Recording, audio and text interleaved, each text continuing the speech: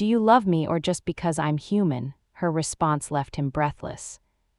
The night it happened, he was doing nothing particularly special, just sitting on the back porch of his house, sipping a lukewarm beer and wondering if his life had officially entered the mundane but tolerable phase. It was the kind of night that whispered of quiet loneliness rather than dramatic revelations. The stars blinked overhead, indifferent to his small, insignificant existence, and he was just about to sigh in a way that would make poets proud, when something happened that most definitely did not belong in his usual nighttime routine. The sky ripped open, not literally. There was no loud explosion, no Hollywood-style sonic boom, but something vast and glowing streaked across the heavens in a way that did not match the usual suspects of shooting stars or rogue satellites. It was silent, unnervingly so, a pale streak of energy that arced through the darkness with a deliberate trajectory. He knew enough about meteors to recognize that this was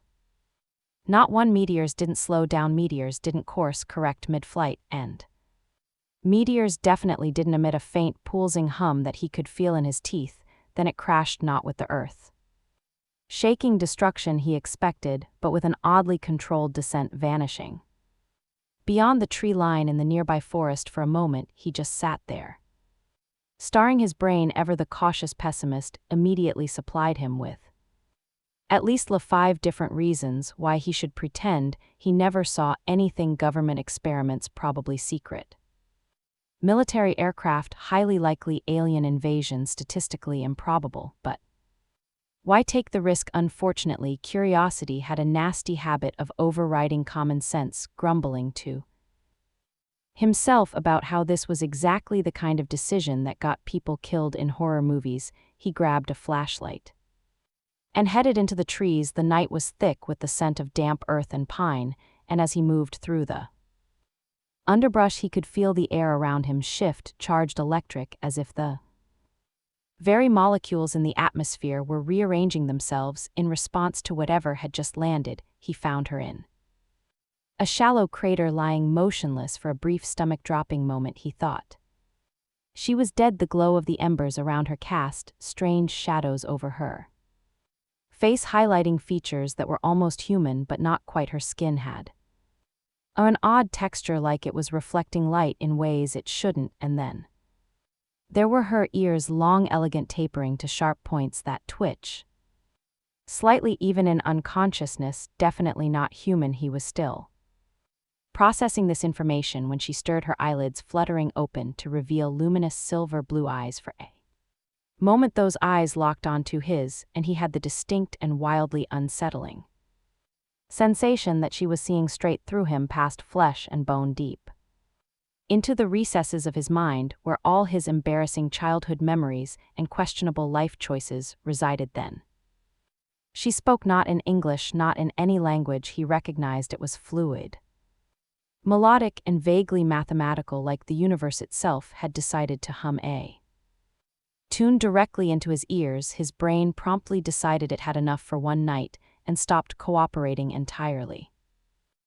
He managed intelligently. She frowned, tilting her head, then exhaled sharply, her pupils constricted, and for a split second he swore the air around them vibrated. Then in perfectly clear English she said, "Do you understand me now?" "Well, that wasn't ominous at all." "Yeah," he stammered. "How did you?" "Your language is primitive," she interrupted, pushing herself up onto her elbows. "It is mostly composed of inefficient sound patterns." I corrected. "For this." He blinked. "I'm sorry, did you just call English inefficient?" She regarded him as one might a particularly slow-witted insect. "It is highly redundant and lacks proper contextual encoding." For she stopped mids sentence, winced, and pressed a hand to her temple. "This body is not functioning at optimal capacity. What is the nature of my damage?" He stared at her, then very slowly he said, "You crashed." She processed this, then nodded. "Ah, that would explain the impact trauma." "Yes," he said, "that would do it." There was a brief silence, then she looked down at herself, inspecting her arms and legs with the clinical precision of someone who was not remotely concerned about the fact that she had just fallen out of the sky. Then she turned her attention back to him, blinking once. "Are you a native of this Planet, he squinted at her, what gave it away the flannel, ignoring his sarcasm. Entirely, she continued, I require information your species operates on A.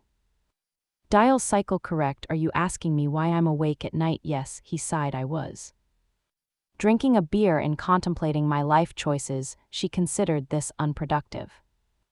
He snorted, tell me about it. Another pause, then she said very seriously, you will provide me with shelter. It was not a question. He gave her a long measured look, then gestured vaguely at her. You know, most people start with please or may I before demanding housing. Not sure what kind of manners they teach in space, but I require shelter. She repeated, it is a logical conclusion based on my current circumstances. Yes, but you could at least pretend to ask nicely. She furrowed her brows as if running an internal calculation. Then, after a beat, she said in a completely flat tone, please, that was painful for you, wasn't it? Inefficient, she said, as if that explained everything. With a long sigh, he scrubbed a hand down his face. He had two choices here: one, leave her in the forest and hope the government didn't show up in hazmat suits by morning; two, take her home and deal with the fact that he now had an extraterrestrial house guest with questionable social skills against every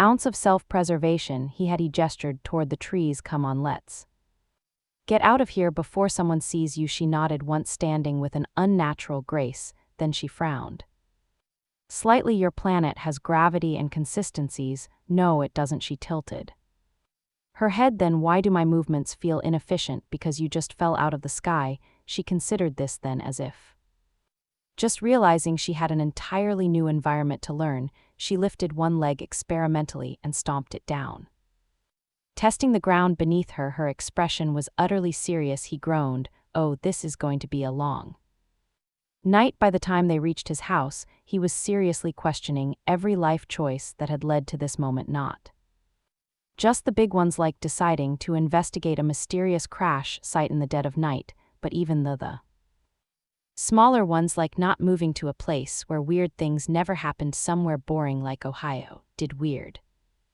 things happen in Ohio? He wasn't sure. The alien woman, for her part, was doing her best impression of someone experiencing existence for the first time. She touched everything: the bark of trees, the fabric of his shirt, the rusted metal of his mailbox. Each one was subjected to a brief but intense inspection, as if she were cataloging sensory data. Your plan, it is. She paused, searching for the word dense. He squinted at her like intellectually. She gave him a blank look.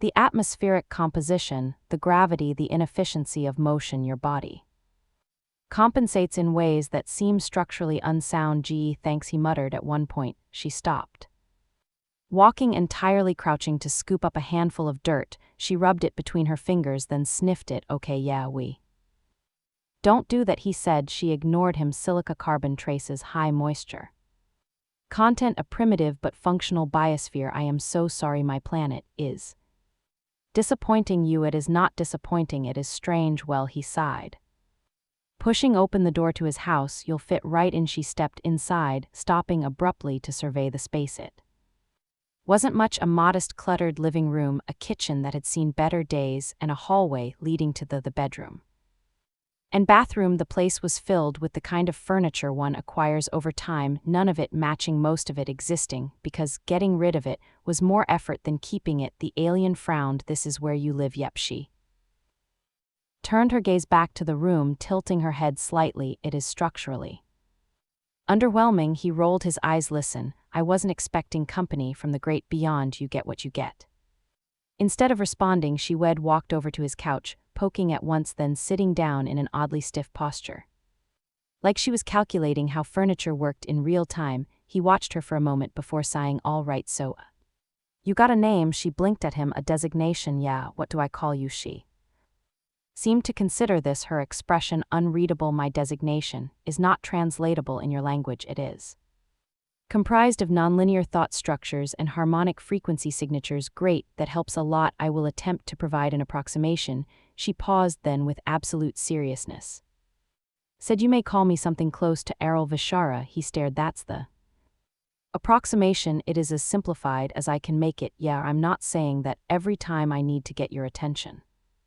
He waved a hand. How about just Ain? She frowned slightly as if she'd never been abbreviated before. This is acceptable. Well, that's a relief, he muttered. Ain shifted slightly, still sitting with the posture of someone who had read about sitting, but had never actually done it before. And what is your designation? Oh, right, he hesitated. Saying his name felt oddly insignificant in the face of everything happening. Just call me James. James, she tested the word, a simple phonetic structure, yeah. Well, not all of us get harmonic frequency signatures. Ain didn't respond. She was busy staring at his ceiling as if waiting for it to reveal cosmic secrets after a long, awkward silence. James sighed. All right, let's get some things straight. You crash landed here. You don't remember how, and now I have an alien sitting on my couch, so what's the plan? She turned her gaze back to him. Blinking once. Plan? Yeah, you got like an intergalactic tow TR truck coming, eh? Beacon? No. James exhaled through his nose. Awesome. Ain studied him for a moment, then said, I must recover my memory. This will require time. Yeah, okay.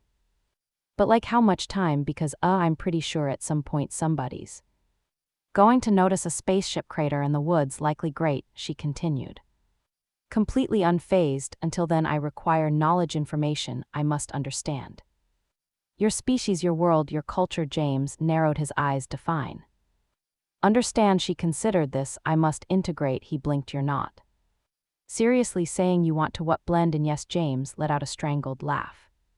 Lady, no offense, but you're not exactly inconspicuous. The ears alone would raise some eyebrows. Erin reached up, touching the pointed tips of her ears, as if noticing them for the first time. Then, after a moment of intense concentration, something happened. Her ears shimmered. Not in a flashy sci-fi movie way, no glowing, no dramatic transformation, just a quiet shift, as if reality itself had momentarily looked the other way. When she lowered her hands, her ears were rounded. Human. James gawked. You what? How? She tilted her head. Your species perceives form in a limited spectrum. I've adjusted accordingly. You shape shift to a degree. It is a recalibration of outward molecular patterns. That's insane. Erin blinked at him. Your species calls it camouflage. It is a common adaptation. James ran a hand down his face. Okay, so you can look human. That doesn't mean you can act human. She frowned. Explain. Well, for starters, you talk like a malfunctioning GPS. She stared at him, unblinking, recalculating. James snorted before he could stop himself. All right, that was good, but seriously, if you want to integrate, you're going to need a crash course in how to not be weird. Ain considered this acceptable. Great, James said, rubbing his temples. So just a recap, I have an alien in my house. She wants to integrate into human society, and I'm apparently her guide. Ain tilted her head. You seem distressed. I wonder why you are inefficient at handling stress. James groaned. Oh, this is going to be a nightmare. Ain, perfectly calm, said it will be an efficient nightmare. James laughed despite himself. Yeah, that's what I'm afraid of. James had officially made the worst decision of his life. It wasn't the first time he had made a questionable life choice. There had been that time in college when he tried to impress a girl by tempting parkour. It ended with a sprained ankle and no date. And then there was that incident with the deep-fried tequila shots, a night lost to the void, but those were small. Everyday human mistakes. This ? This was something else entirely. Because he had an alien in his house, an actual real life out of this world.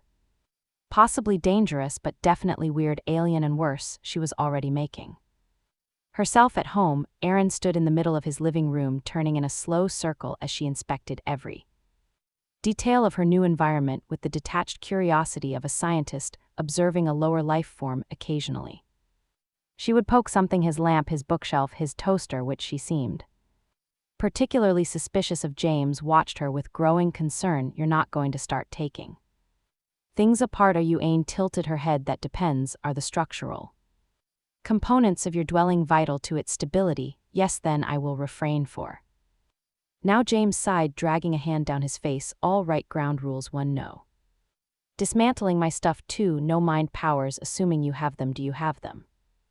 Ain's expression was unreadable. Would you be unsettled if I did? Yes. Then I will not answer. James groaned. Fantastic. Rule 3. No going outside without me If someone sees you, I have adapted to human visual expectations, she gestured. To her now human-looking ears, yeah, but you still act like an alien. Ain blinked. Specify well, for when you don't blink enough it's freaking me out, she processed this for a moment, then deliberately blinked once. Slowly James winced. Okay, now that's too much blinking, just blink. Nor normally, she frowned. Define normal. This context, James threw his hands up. See, that is exactly the kind of thing that's going to make people suspicious. No one just asks for a definition of normal blinking. Aaron exhaled sharply, as if tolerating an inferior being, then provide a baseline example. James opened his mouth, then closed it again. He was not about to demonstrate blinking. That was a level of insanity he was not prepared for. Instead, he rubbed his temples and muttered, "This is my life now." Aaron, apparently satisfied that she had broken his spirit, moved on from her inspection of his furniture and turned to him with a look of mild expectation. "You are my designated cultural liaison. Provide me with the necessary knowledge to integrate." James narrowed his eyes. "You just made that title up?" "Yes," he let out a long-suffering sigh. "Fine, you want to blend in. You need to learn how to do normal human things like eating, sleeping, talking without sounding like a malfunctioning AI." And nodded. "Efficient. And let's start with food." He walked to the kitchen and opened the fridge, gesturing at its contents. "Pick something."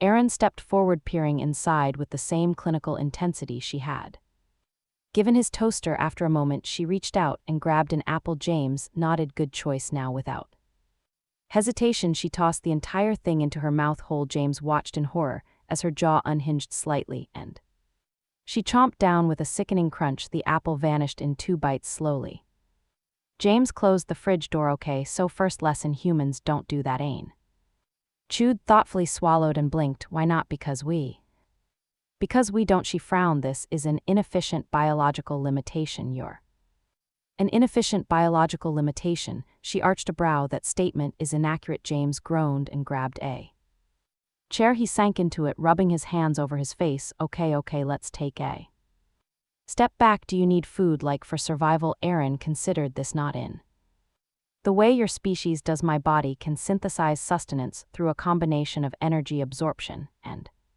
molecular conversion, so you don't have to eat number, but I'm capable of doing so if necessary." James exhaled. "Great, then let's agree right now that if you do eat, you do it like a normal person." Aaron nodded. "Once understood." "You're totally going to eat something whole again when I'm not looking, aren't you?" She didn't answer. James groaned and pushed himself up. "All right, whatever, food can wait. Next lesson, sleep." Aaron raised an eyebrow. "What about it?" "Well, humans sleep for about 8 hours night. It's kind of important." She gave him a long, unreadable look. "I do not require sleep in the same capacity." James squinted at her. "So you never sleep?" "I enter a meditative stasis that allows for cognitive recalibration. It is not the same as your species' inefficient, unconscious state." James crossed his arms. "Okay, but can you at least pretend to sleep? Because people are going to notice if you just sit in a corner all night staring at nothing." Aaron nodded. "I will attempt to mimic human sleep behavior." That is the single most unsettling way to phrase that. Ain simply blinked at him too slowly again and then turned on her heel. "I will observe your sleep patterns for reference." James shot up. "Absolutely not." "Why?" "Because waking up to you staring at me like some kind of predator is not on my bucket list." Aaron sighed as if he were the unreasonable one. "Very well, I will improvise." James slumped back into his chair. "This is going to be a nightmare." Aaron nodded. "An efficient nightmare." James snorted despite himself. "You really got to stop saying that." Aaron just gave him a look that, for the first time since she'd arrived, almost seemed amused, and despite everything, the chaos, the absolute absurdity of the situation, James found himself almost grinning.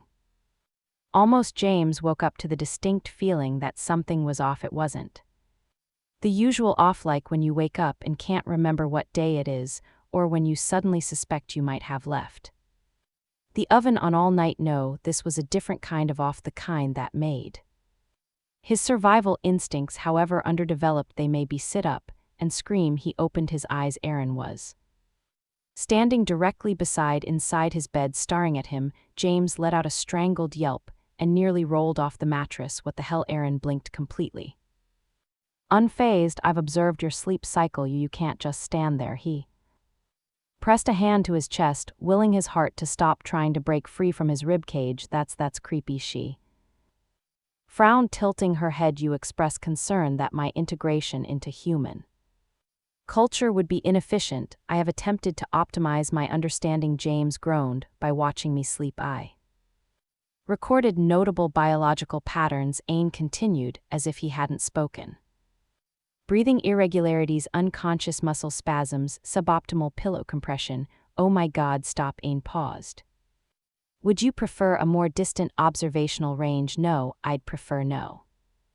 Observational range 0, none. She considered this for a long moment before nodding. Understood. James let out a breath. Thank you. I will collect data in an alternate manner that still sounds terrifying. Aaron ignored him and took a step back, as if giving him space to recover from his near-death experience. Your species' sleep state is highly inefficient. A prolonged period of unconsciousness leaves you vulnerable to external threats. Yeah, well, welcome to being human. She frowned. Your biology is suboptimal. James rubbed his temples. Yeah, I know, but we don't get to just pick new ones. Aaron stared at him for a moment before simply saying, unfortunate. James groaned and swung his legs over the side of the bed. Okay, great.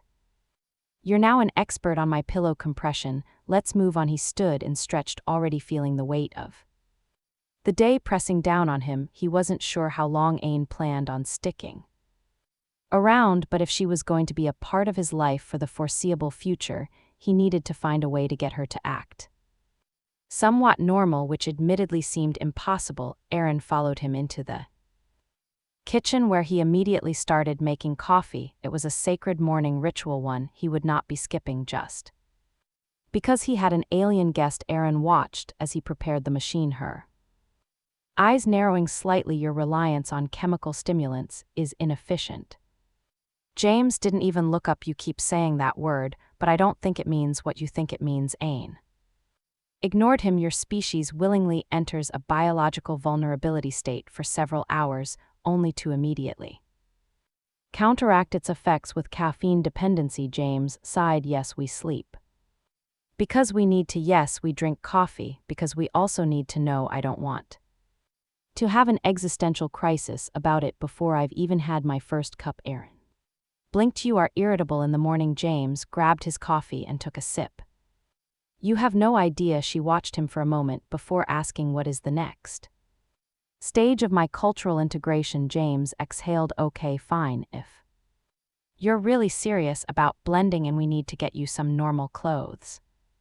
He gestured vaguely at her current outfit, which, while not overtly alien, had a strange, almost futuristic cut that would definitely make her stand out. Ain looked down at herself, then back up at him. Is my current attire inefficient? James smirked. I'm starting to think you're inefficient. She gave him a blank look. That statement is demonstrably false. James shook his head, grabbing his keys. Come on, we're going shopping. James had made another mistake. Taking Ain into public was like trying to take a highly intelligent but deeply confused raccoon into a convenience store. The second they stepped into the department store, Aaron was immediately distracted by everything. She walked with precise analytical steps, but her head turned, constantly scanning the shelves, the signs, the fluorescent lights, cataloging everything with an intensity that made James deeply nervous. You're going to need to dial it back, he muttered, steering her toward the clothing section. Ain frowned. Explain. You're looking at things like you're trying to figure out how to take them apart with your mind. Ain considered this.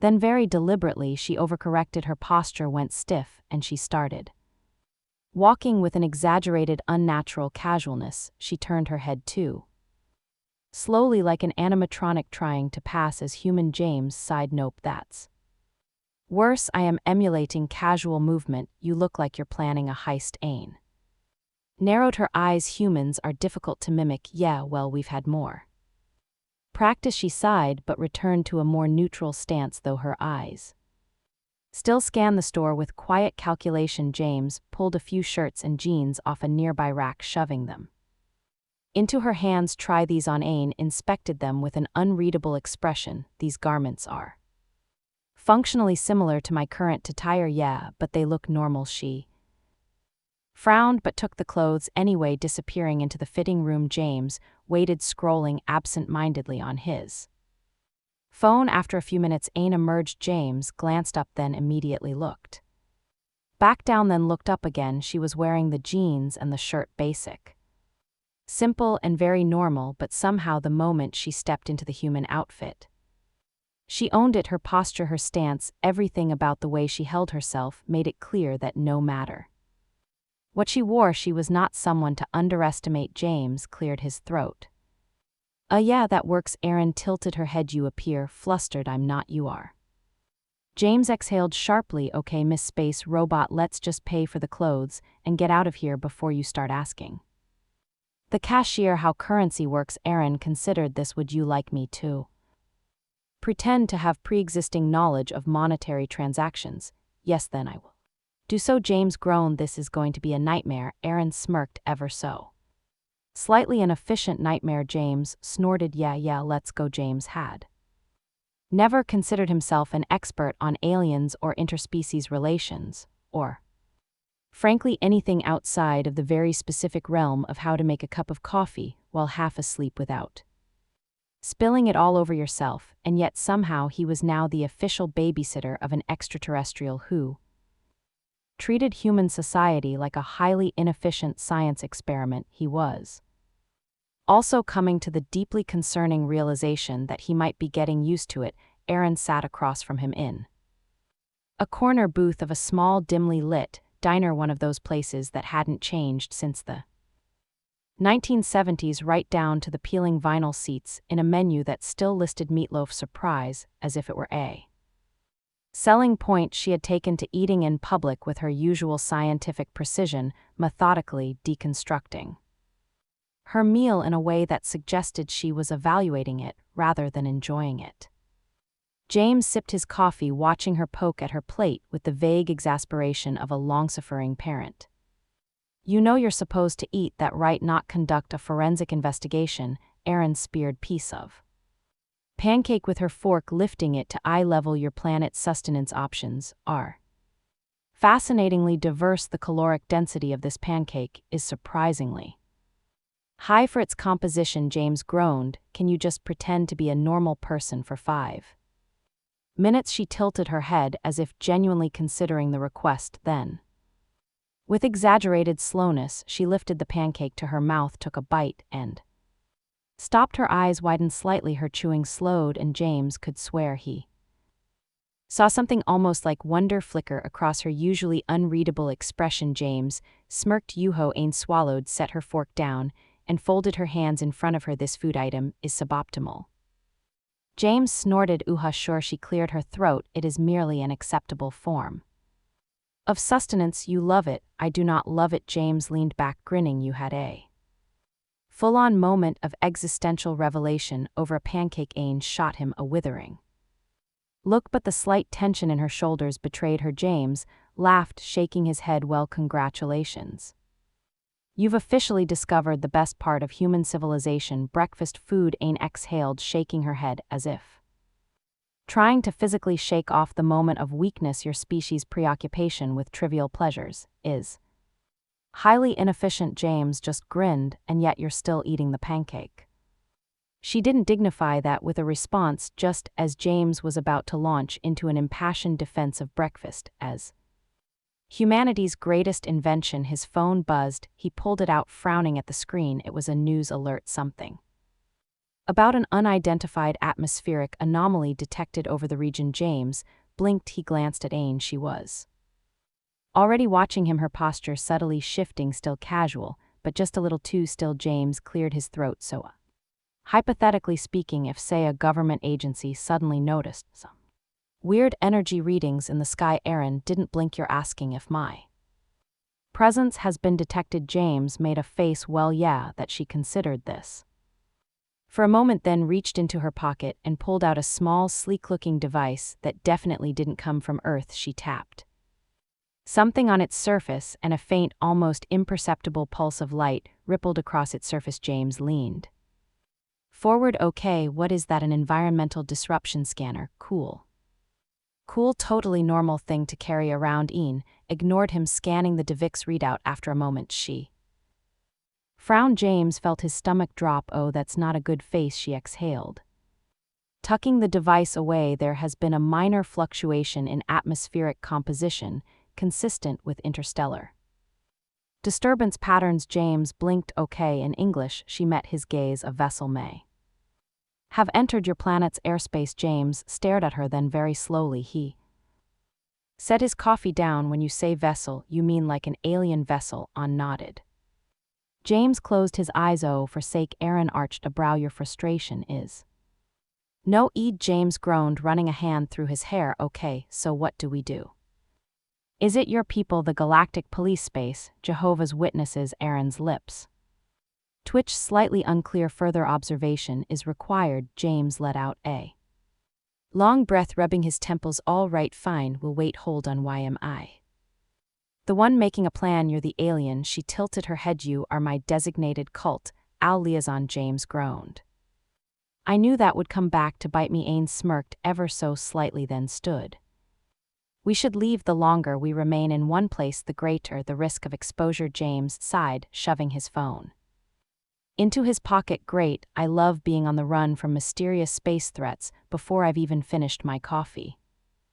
Aaron turned to go, but James quickly reached out and grabbed a napkin, wrapping the last of the pancakes in it before stuffing it into his jacket pocket. Ain frowned. That is unnecessary. James shrugged. If this turns into some kind of intergalactic chase, I'm not doing it on an empty stomach. She gave him a long, unreadable look, then finally, she simply nodded. A logical precaution. James smirked. Look at that, I'm efficient now. Ain rolled her eyes together, slipped out of the diner and into the uncertain unknown. James had a list of things he never expected to be doing on a perfectly average Tuesday afternoon. Getting chased by interstellar law enforcement definitely on that list. He sprinted down the dimly lit alleyway, skidding on loose gravel as Aaron moved beside him with an almost frustrating amount of grace. He was gasping for breath, like a man who had just realized he was not in peak physical condition.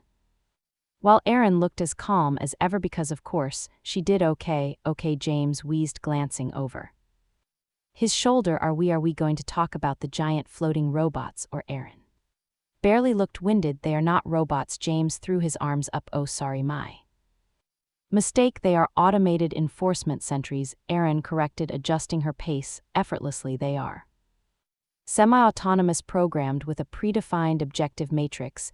Ain, I don't need a PowerPoint presentation. A burst of blue light shot past them, vaporizing a chunk of brick just inches from James's head. He yelped, ducking.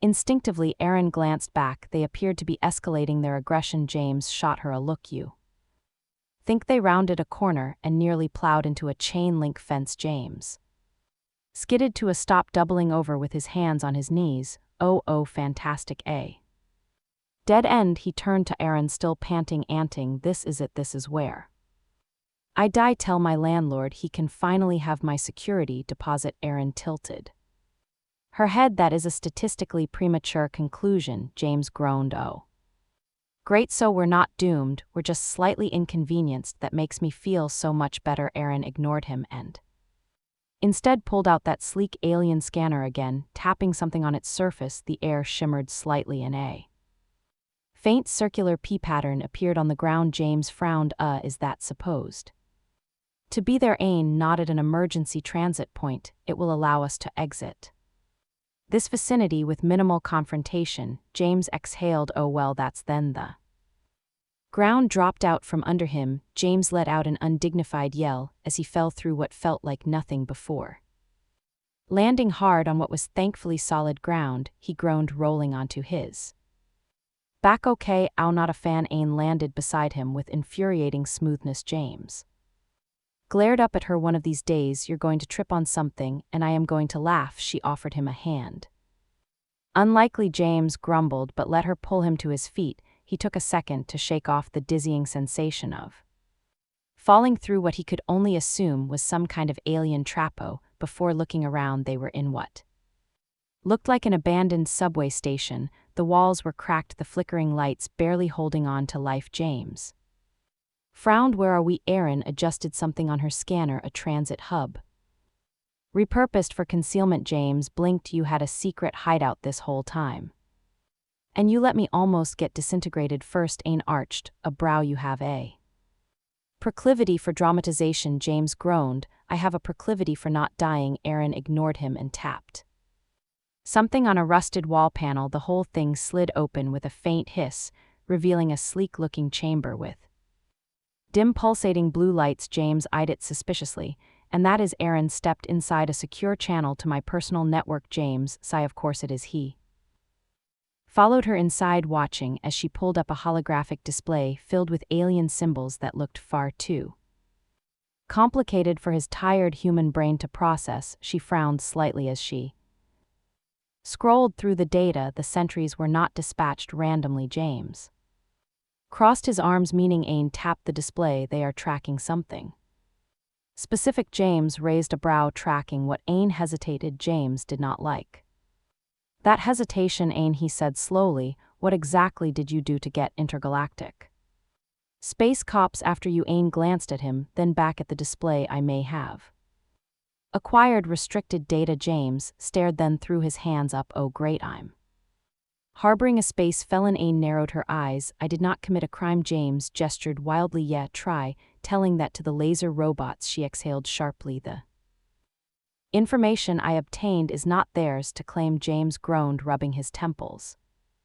Okay, fine. What information? Ain hesitated again. James sighed. Ain, I swear to God, if you're about to tell me you stole like the coordinates to some intergalactic death laser. I stole proof. James blinked. Proof? Ain's gaze hardened. Proof that my people are being manipulated, that the ones who sent those sentries, who claim to enforce order, are not working for the interests of our civilization. They are controlling us, restrict what we are allowed to know. James was quiet for a long moment, then he exhaled. Okay, South, just a recap. You committed a mild act of intergalactic treason, and now the space cops want to vaporize you, and because I am very bad at life choices, I am now caught in the middle of this. Erin studied him. You are not obligated to remain. James stared at her, then laughed. It wasn't even a real laugh. It was the kind of exhausted, slightly hysterical noise a man makes when he realizes his life has fully spiraled into utter nonsense. Oh sure, yeah, let me just walk away from the hyper-advanced laser drones hunting my roommate. That'll go great. Erin studied him for a moment, then unexpectedly offered the smallest hint of a smile. Your dedication is noted. James groaned. I hate that I'm getting used to this. Erin tapped a command on the display, and a new set of data appeared. We should move. I have a contact who can help us. James, say a contact. Do they also happen to run a 24-hour pancake place? Because I desperately need stress food right now. Erin smirked. We shall see. James groaned again. I really hate that I'm getting used to this. James never thought he'd find himself standing on an alien bridge, staring at a fleet of interstellar warships hovering just beyond the planet's upper atmosphere. But then again, he'd also never expected to be on the run with an alien woman who had a talent for getting into trouble. Very big, very explosive trouble, and yet here he was. A heron stood beside him, her long ears twitching slightly as she studied the holographic display projected from the ship's control panel.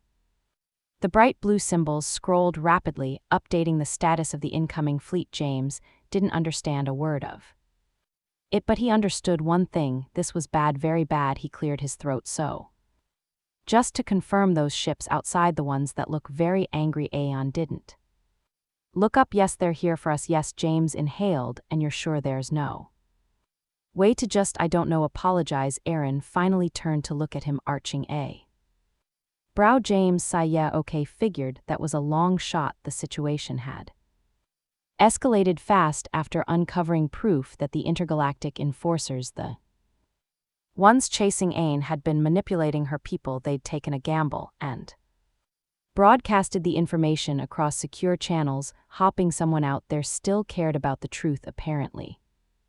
Someone did, because now two factions of Ain's people were arriving in force, one side demanding justice, the other wanting to erase any trace of Ain's discovery. And James, in the grand tradition of making absolutely terrible life choices, was standing directly in the middle of it. He ran a hand through his hair. Okay, so what's the plan? I assume you have one. Because if not, I would really like to request an evacuation pod, preferably one that comes with complimentary drinks. Aaron ignored him, tapping a command into the console. The holographic projection zoomed in on a single ship within the incoming fleet. That vessel belongs Ongs to Counselor Thien. She said he's one of the few within the governing body who may still be reasoned with. James squinted. And by reason with, do you mean he likes you? Or Aaron hesitated. He respects my lineage. James frowned. You never really told me why these guys are so interested in you. I mean, yeah, you stole top secret info and committed a little bit of intergalactic treason, but there's got to be more to it. Ain's expression was unreadable. My family once held high standing. My ancestors were among the first to chart these starways.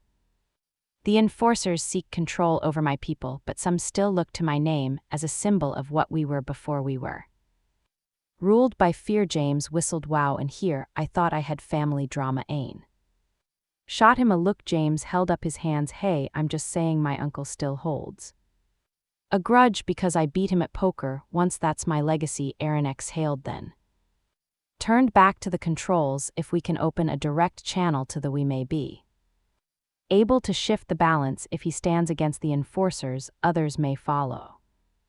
James nodded. All right, sounds great. Just one teensy tiny problem. How do we not get blown up before that happens? As if on cue, the ship jolted violently. The warning alarms flared, and James stumbled, grabbing onto the nearest console to keep himself upright. Ain's hands flew across the controls. They've begun a containment lock. James groaned. Of course they have. Aaron didn't hesitate. She hit a command, and the ship's engines roared to life, shifting them into a sudden sharp maneuver that made James question every bad food decision he'd ever made. Next time, he wheezed, gripping the console. I am vetting my friends better. Aaron's lips twitched in the faintest hint of a smile. Duly noted. The ship shuddered again, but this time, instead of bracing for impact, James saw something on the screen that made his stomach flip. In a very different way, one of the larger ships, the ones that had been on their side, was now moving between them and the enforcers, its weapons powered up. James blinked. Wait, are they? A voice crackled over the comms. It was deep, authoritative, but not unkind. Ain V's. The voice said, you have been heard. Ain's shoulders relaxed just slightly. Thion. The enforcer ships hesitated, as if suddenly realizing they were no longer the ones in control. The balance had shifted. James let out a long breath. Oh, thank God. He turned to Oren, grinning weakly. See, I told you we weren't doomed. She arched a brow. You were dramatically lenting our inevitable deaths just moments ago. James waved a hand. Details.